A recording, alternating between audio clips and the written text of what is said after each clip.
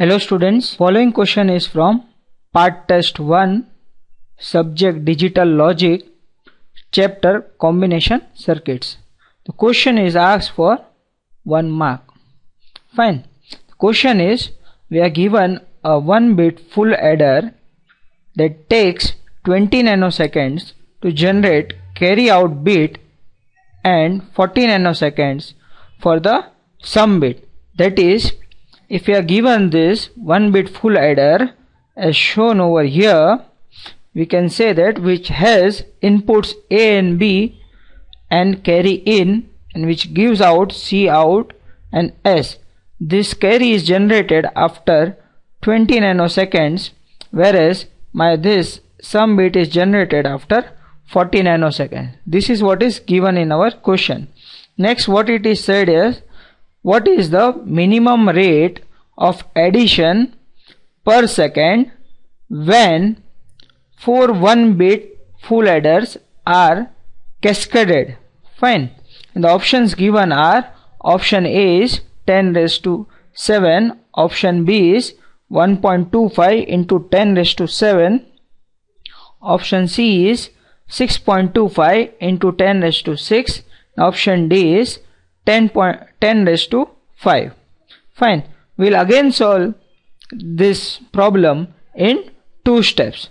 That is, my first step is find maximum delay. First of all, I will find the maximum delay.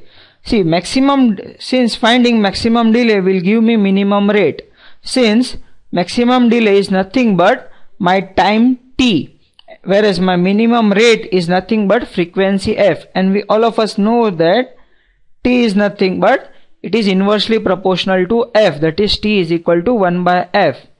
So now what we can see over here is there are 4 1-bit full adders which are connected in cascaded form, and the inputs are A0, B0, Cin for my first full adder, which generates carry C0 and some S0. Carry C0 is generated after 20 nanoseconds, whereas this sum bit is generated after 40 nanoseconds.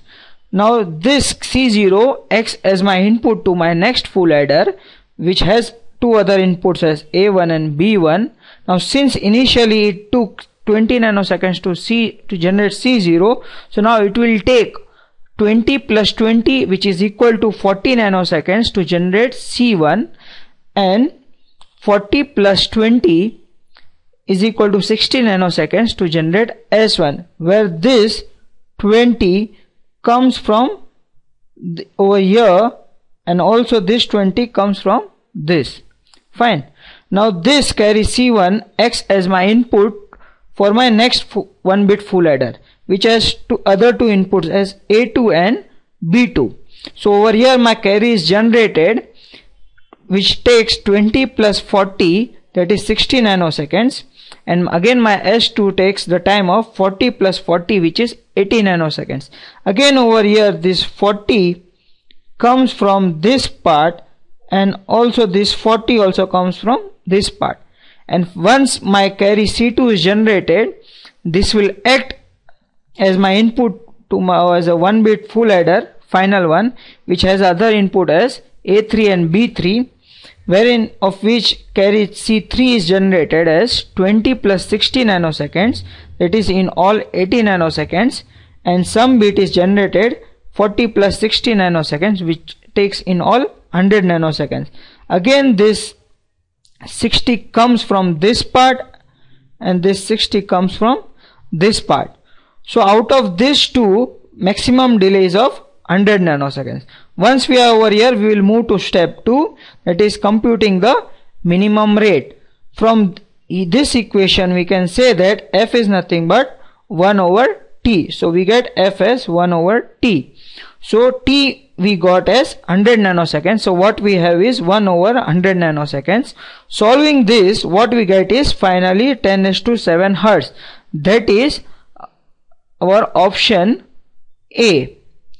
So students, when we get such kind of question, we will solve this in 2 steps. First step was to compute the maximum delay Once we compute the maximum delay, we can find the minimum rate using this equation, that is f is 1 over t, and in our case we get 10 raised to 7. That is my option D. Thank you.